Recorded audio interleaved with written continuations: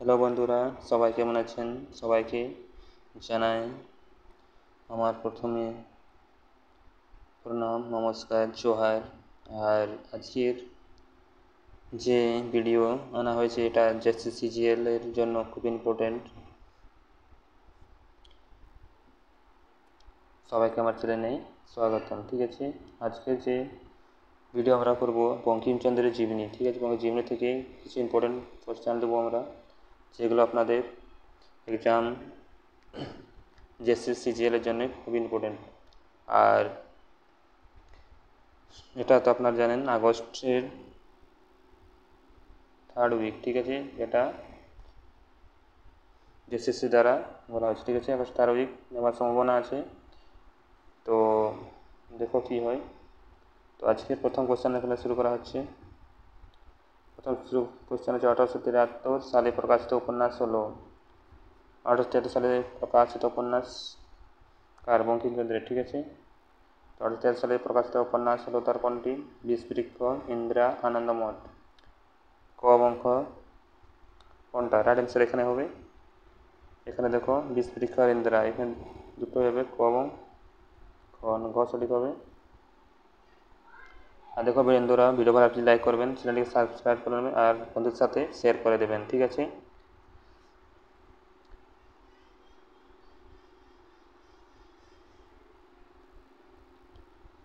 Next প্রশ্ন দেখো, রজনী উপন্যাসের প্রকাশকাল। রজনী উপন্যাসের প্রকাশকাল তো কত আছে? 1874, 1875, 77, 1878। তো রজনী উপন্যাসের প্রকাশকাল 1877। গ সঠিক আছে এখানে। ঠিক আছে, গ হবে 1875। নেক্সট দেখো কোনটি ঠিক এখানে? রাজসিংহ প্রকাশ 1882 দেওয়া আছে, আনন্দমঠ 1878, দেবী চৌধুরানী 1883 আর সীতারাম 1888। তো কোনটি ঠিক এখানে? তার প্রকাশকাল। তো 3 নম্বর যে রাইট অ্যান্সার হবে এখানে রাজসিংহ 1882। ঠিক আছে,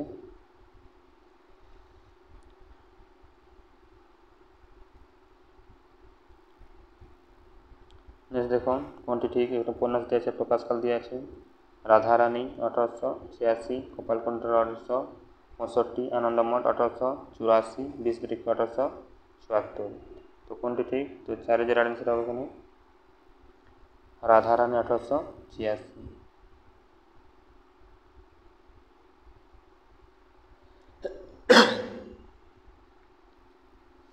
নেক্সট দেখো কমলাকান্তের দপ্তর সংকলিত ঢেঁকি যে প্রবন্ধ। ঠিক আছে, এগুলো কমলাকান্তের দপ্তর সংকলিত হচ্ছে ঢেঁকি প্রবন্ধটি কত সালে গ্রন্থভুক্ত হয়? ঠিক আছে, কত সালে গ্রন্থভুক্ত হয়?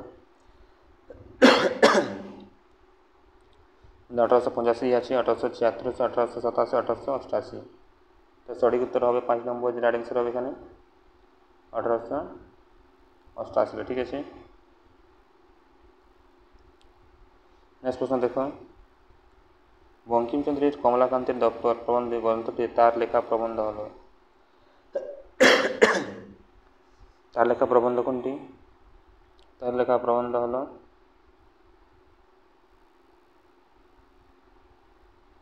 16টি, 11টি, 9টি, 28টি।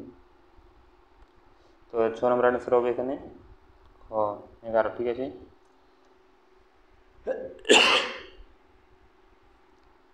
নেক্সট প্রশ্ন দেখো, বঙ্কিমচন্দ্রের বিবিধ সমালোচনা নামক প্রবন্ধ গ্রন্থটি থেকে কতগুলি প্রবন্ধ সংকলিত হয়েছে? এখানে কি বলছে দেখো, বিবিধ সমালোচনা নামক প্রবন্ধ, এখানে প্রবন্ধ গ্রন্থ থেকে কতগুলি প্রবন্ধ কি হয়েছে? সংকলিত হয়েছে। ঠিক আছে, তো কতগুলি প্রবন্ধ সংকলিত হয়েছে? এখানে 11 আছে, 10 আছে, 9 আছে আর 16 আছে। তো কটি হয়েছে? সাথে যে রাইট অ্যান্সার হবে এখানে গ। ঠিক আছে, 9টি বিবিধ সমালোচনা নামক প্রবন্ধ। ঠিক আছে, নেক্সট প্রশ্ন দেখো, নেক্সট প্রশ্ন হচ্ছে বঙ্কিমচন্দ্র সীতারাম উপন্যাসটি কাকে উৎসর্গ করেন? বঙ্কিমচন্দ্র সীতারাম উপন্যাসটি কাকে উৎসর্গ করেছেন? রাজকৃষ্ণ মুখোপাধ্যায়কে, দীনবন্ধু মিত্রকে, পূর্ণচন্দ্র চট্টোপাধ্যায়কে আর কোনোটি নয়। তো রাইট অ্যান্সার এখানে হবে 8 নম্বর যে রাইট অ্যান্সার হবে ঠিক আছে, রাজকৃষ্ণ মুখোপাধ্যায়কে উৎসর্গ করেছে। ঠিক আছে, নেক্সট প্রশ্ন দেখো, বঙ্কিমচন্দ্রের জীবিতকালে কপালকুণ্ডলার মোট কটি সংস্করণ প্রকাশিত হয়েছিল? তার জীবনকালে যে কপালকুণ্ডলা থেকে মোট কটি সংস্করণ প্রকাশিত হয়েছিল? দেখো 5টি, 6টি, 7টি, 8টি। তো যে সঠিক উত্তর হবে, তার সঠিক উত্তর হবে কটি? 8টি। ঠিক আছে।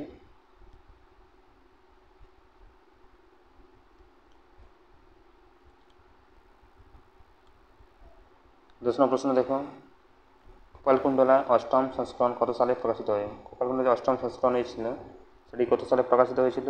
1878, 1888, 1892, 1898। তো রাইট অ্যান্সার এখানে হবে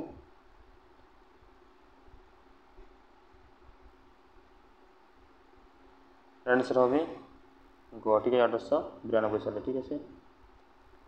নেক্সট দেখো, বঙ্কিমচন্দ্র রজনী হলো একমাত্র উপন্যাস। কি উপন্যাস?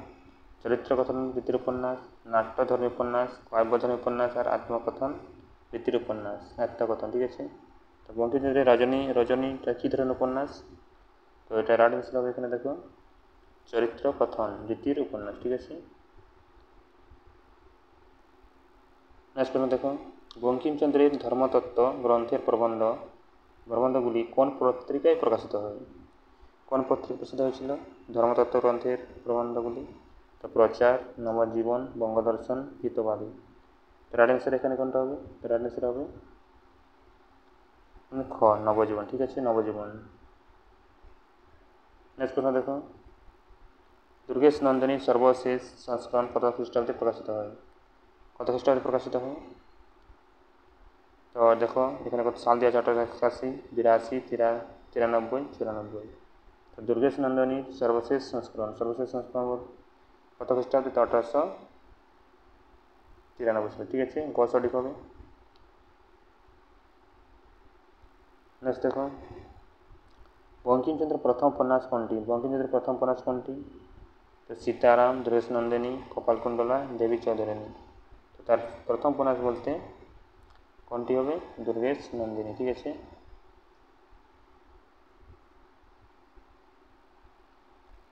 দেখো, বঙ্কিমচন্দ্র কোন উপন্যাসটি সন্ন্যাসী বিদ্রোহের পটভূমিকায় লিখেছেন?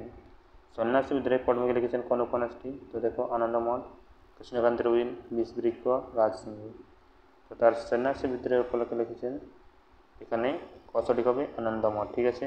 নেক্সট দেখো, বঙ্কিমচন্দ্রের খাঁটি ঐতিহাসিক উপন্যাসটির নাম কি? খাঁটি ঐতিহাসিক। ঠিক আছে, আনন্দমঠ দিয়ে আছে দেখো রাজসিংহ, বিষবৃক্ষ আর কৃষ্ণকান্তের উইল। তো এর আনসার হবে এখানে রাজসিংহ। ঠিক আছে, রাজসিংহ। নেক্সট দেখো, বঙ্কিমচন্দ্রের ক্ষুদ্রতম উপন্যাস। তো ক্ষুদ্রতম উপন্যাস বলতে কোনটা আছে? রাজসিংহ, কপালকুণ্ডলা, যুগলাঙ্গরীয়, আনন্দমঠ। তো তার সঠিক উত্তর হবে 17 নম্বরের গ, যুগলাঙ্গরীয়। ঠিক আছে, তার ক্ষুদ্রতম উপন্যাস রাখতে হবে। নেক্সট প্রশ্ন দেখো, বঙ্কিমচন্দ্রের লেখা একমাত্র কবিতা গ্রন্থ একমাত্র বটে, ভেরি ইম্পর্টেন্ট, কারণ এখানে কবিতা গ্রন্থ একটি লিখিয়েছে। একমাত্র কবিতা গ্রন্থ কোনটি? তো রাধারানী, রজনী, মৃণালিনী, ললিত তথা মানস। তো রাইট অ্যান্সার হবে ললিত তথা মানস, ঘ সঠিক হবে। নেক্সট দেখো, বঙ্কিমচন্দ্রের মোট উপন্যাসের সংখ্যা কয়টি? তো কয়টি উপন্যাস সংখ্যা আছে? 14টি, 15টি, 16টি, 17টি। তার উপন্যাস সংখ্যা বলতে এখানে 14। ঠিক আছে। নেক্সট দেখো, বঙ্কিমচন্দ্রের শ্রেষ্ঠ সামাজিক উপন্যাস কোনটি? কোনটি? তো রাইট দেখো বিষবৃক্ষ, কৃষ্ণকান্তের উইল, রজনী, তিনটায়। সঠিক উত্তর হবে তিনটা। ঠিক আছে। নেক্সট দেখো, বঙ্কিমচন্দ্রের কোন উপন্যাসটি কোন পত্রিকায় বের না হয়ে কোথায় গ্রন্থাগারে প্রকাশিত ছিল? গ্রন্থাগারে প্রকাশিত ছিল। অ্যান্সার হবে এখানে ঘ, তিনটায়। ঠিক আছে, কপালকুণ্ডলা, দুর্গেশ নন্দিনী, মৃণালিনী, তিনটায় হবে রাইট, ঘ সঠিক উত্তর। নেক্সট দেখো, ইন্দিরা কি ধরনের উপন্যাস? আত্মকথন ভিত্তির উপন্যাস, চরিত্র কথন ভিত্তির উপন্যাস, বায়ুধন উপন্যাস, কোনটি নয়? সঠিক উত্তর হবে আত্মকথন ভিত্তির উপন্যাস। ঠিক আছে। তো আজকে মতো 22টা প্রশ্ন করা হলো বন্ধুরা। ভালো লাগলে লাইক করবেন, শেয়ার করবেন আর চ্যানেলকে সাবস্ক্রাইব করে নেবেন, ঠিক আছে। আজকের মতো টাইম, থ্যাংকস ফর ওয়াচিং। জয় হিন্দ, জয় ঝাড়খণ্ড।